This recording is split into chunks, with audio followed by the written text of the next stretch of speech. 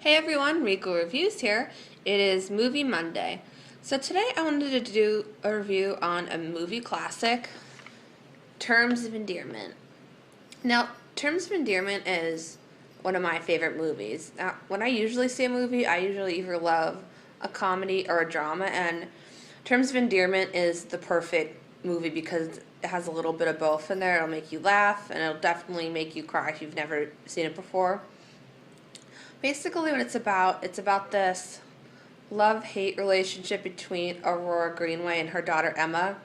And I think they clash because Aurora wants what's best for her daughter, and she tries to protect her from all the bad in the world, like all mothers do. And she can see that Emma's fiance is not good for her. She even mentioned to Emma that she's not special enough to overcome a bad marriage, and Emma's marriage to Flap was really bad. He constantly cheated on her. He cheated on her while she was pregnant, and he denied it, and she ended up catching him cheat later in the movie. But you get to see some kind of similarities because they're each searching for something. You'll see in the beginning of the movie that her husband died, so she's always trying to find that Mr. Right. And for years she's had a lot of suitors who genuinely love Aurora, but she doesn't love them back. She has a crush on her astronaut neighbor who's kind of a womanizer, but they end up going on a date after many years of living next to each other, and the date doesn't go well because he has one too many drinks, and Aurora calls him out on it then, but then they end up spending the night together, and they end up actually developing a relationship, which I thought that was great for Aurora. But for Emma, it was kind of sad to see her marriage to Flap because it was horrible, and her kids had an effect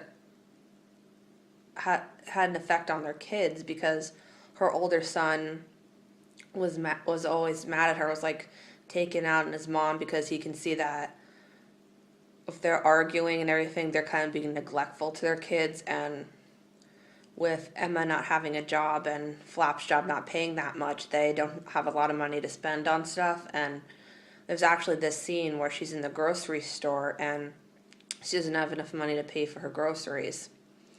And I think it's somebody from the bank helps Emma pay for her groceries, and she thanks him, and they end up having an affair too. And so you can see it was a bad marriage on both parties, but mostly Emma suffered through that whole thing, so I don't blame her. I don't blame her at all. Flap definitely, like I said, was awful to her and made her move a lot. They moved to Des Moines for his job, which Emma fully supported him. And there was this sweet scene where Aurora and Emma were saying goodbye to each other, and Aurora said, "Your phone bill is going to be enormous," and she says, "Drive away slowly," and he just speeds off. I was like, really? You're such a killjoy. And then when Emma catches... when they moved to Nebraska, Emma catches Flap cheating. Well, actually, no, this is before they moved to Nebraska.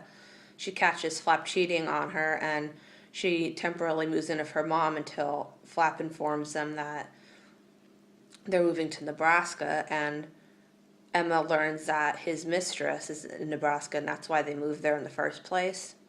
So I'm like, how awful to force your family to move that far just so you can be with your mistress. I don't understand why they didn't just get a divorce. But while in Nebraska, Emma found out that she has cancer, and I guess she was getting tests to see, because it was different back then because it was definitely harder to beat cancer back then than it is now with all the different options we have today.